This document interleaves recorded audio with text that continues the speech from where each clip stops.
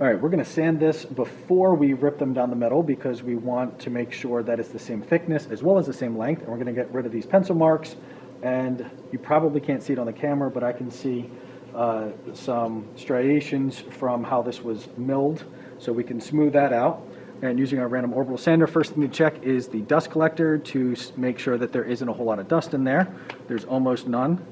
And also check to make sure that the sanding pad is properly set up with the holes aligned and it's not too worn out. This is a little bit worn, but that'll be good enough for our purposes. Also want to make sure as we're sanding to go with the grain in nice long sweeps. So we're going to be making lots of ovals here, going across and then flip it over, do the other side.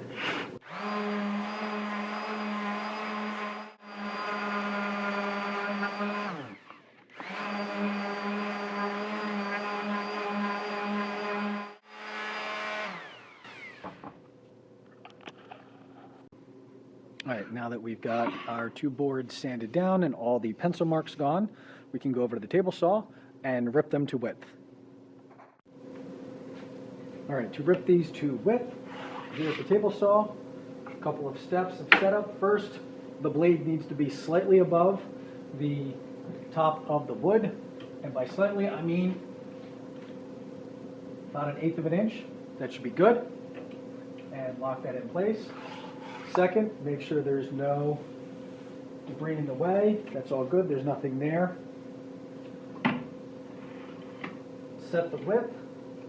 And we want this to be 2 5/8 for this one. So 2 5/8. Safety goggles on. Thing that we're not cutting yet goes on the other side. Set firmly against the fence, and as we are pushing, we're going to use the push sticks, and we want to be pushing on the part of the wood that is between the blade and the fence. We're going to push through like that, and the other hand is going to hold it firmly against the fence, but we're not going to push behind the blade. We're always going to keep our push in front of the blade. So wood back here, gap. Put it on.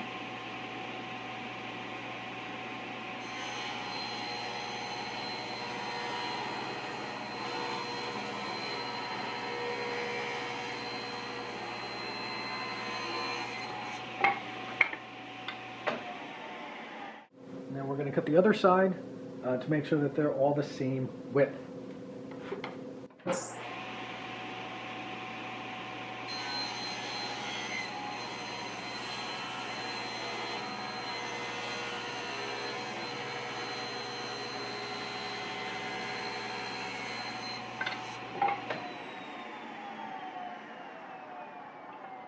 Next board, we're going to go through the same process.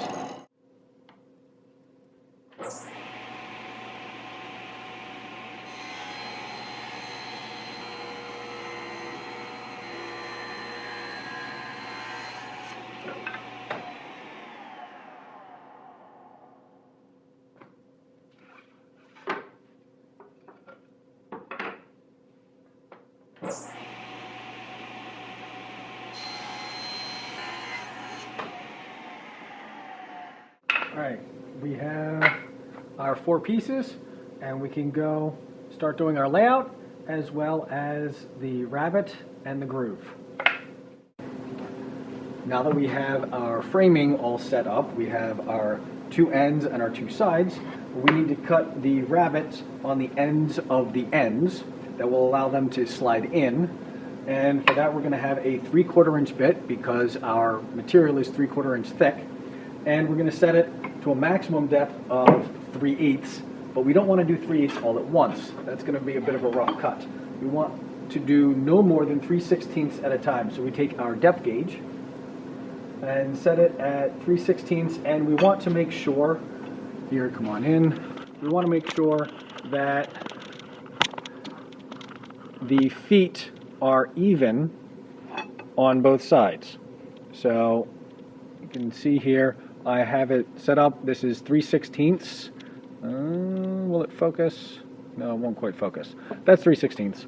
And by putting it on here, the feet on this side are down, but then the feet up here are way up high. So we're going to need to come in to the cabinet, unlock, and then turn the knob until all the feet are down. So we turn the knob, and if we turn it in the wrong direction, oops, it goes up. So we turn it in the right direction and it goes down, and my thing falls off. There we go.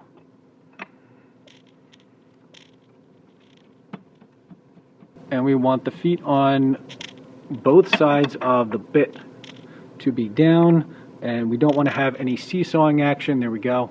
So it's down and there's no seesaw, and it's at 3/16. That'll be the first cut. And then once we do that cut, we can do exactly the same thing. Oh, and don't forget to relock this. We don't want it shifting around while we're making a cut. And then when we're done making our 3/16 cut, and we're going to do one cut on each end of the ends. So this end, and then we flip it around and we do this end, and then we do these guys, this end and this end. And in order to make sure that we don't have tear out, so as we're cutting this, it's going to cut through here, and because the blade is spinning, it's going to be cutting in on that end, but then cutting out on this side. Cutting out on this side means that as the blade comes through outside of the wood, we're likely to have tear out. So two things that we can do to minimize tear out. Number one, go very slowly. And number two, get another piece of wood to hold behind it to press against, so that the blade is not actually coming out of the wood, it's going into another piece of wood. And to do that, I have another piece here that's just scrap that I got out of the trash bin that I'll be putting in behind and holding these guys together and passing it through and going pretty slowly with the safety goggles on, of course, because you don't want wood chips thrown into your face. Okay, so pressing this guy up against the fence, holding it securely, keeping hands outside of the red zone will allow us to make this cut.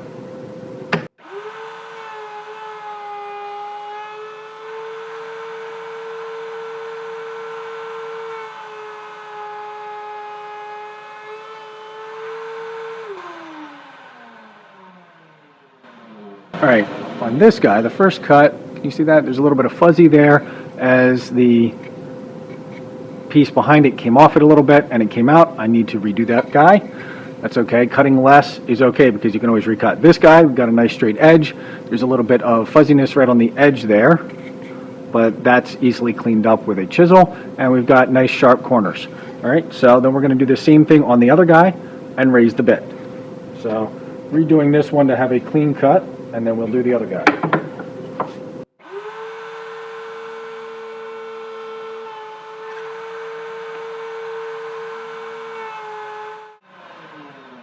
All right, initial cut's made, and we have, that's 3/16 depth, and we want to go 3/8, which will be half the thickness of the board. So open, unlock, get our depth gauge, put it on the 3/8, and then we can raise this puppy up.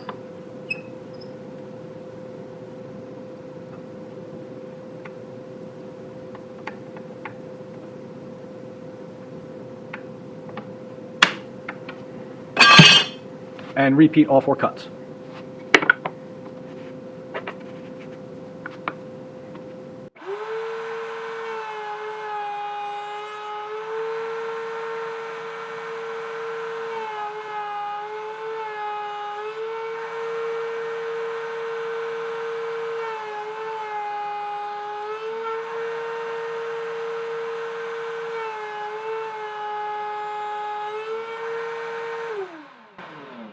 And we're going to be going that side on the fence and cutting a groove along the length there, and that will end up being the same depth as this guy. So we don't need to worry, same depth as this guy, so we don't need to worry about tear out. So let's change this bit, and at the same time, let's clean up this guy, get that out of the way, because we're going to be going over where that is and not stopping before it like we did on the first one.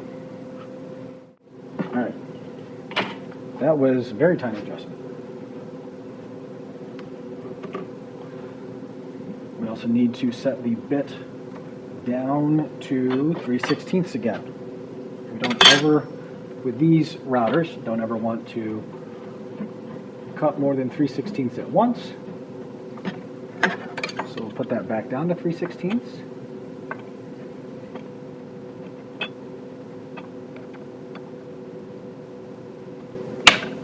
we go. Set that aside. We can replug our router back into the router table. Maybe. Yep. And then we're ready to go, and we need to make sure that we agree with ourselves as to what is the bottom going to be.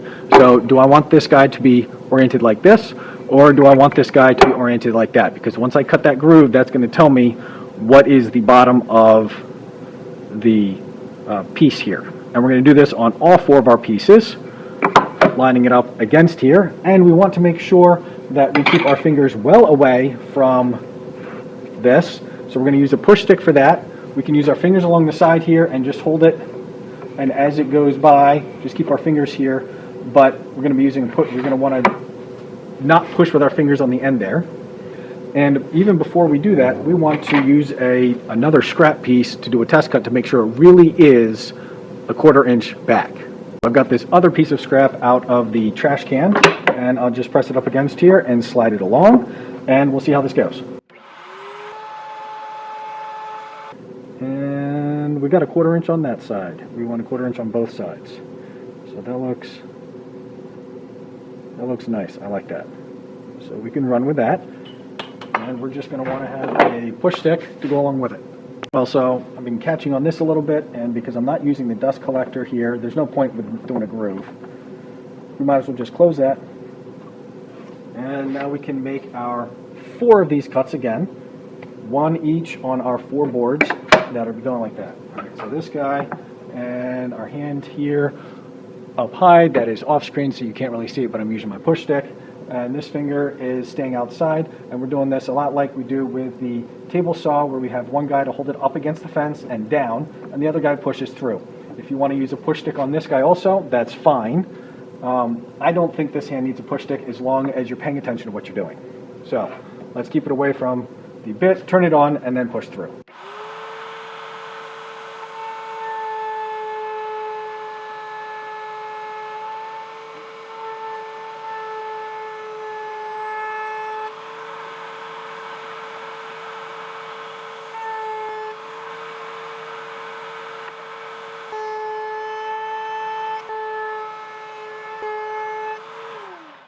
So that's at 3/8. I've already shown that, raising that and lowering that with the depth gauge. Fence, I really hope that didn't move. And if you're curious about that, you can put a piece up against here and come over and sight along here to make sure that everything is still lined up. And that looks good. So now I can cut that other 3/16, and again, I'll be pushing along here, and then up to a certain point, I'm going to say, you know what, I don't want to push it.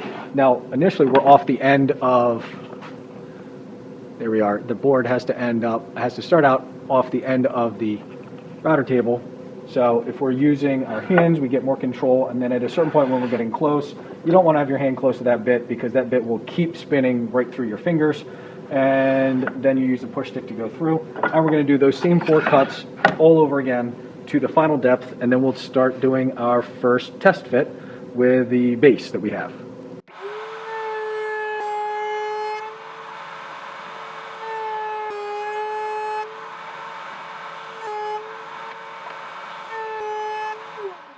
Now we've got fuzzies in there. We're going to need to get those out. Just use anything you can grab. Even the wrench will work, and you just swipe it through.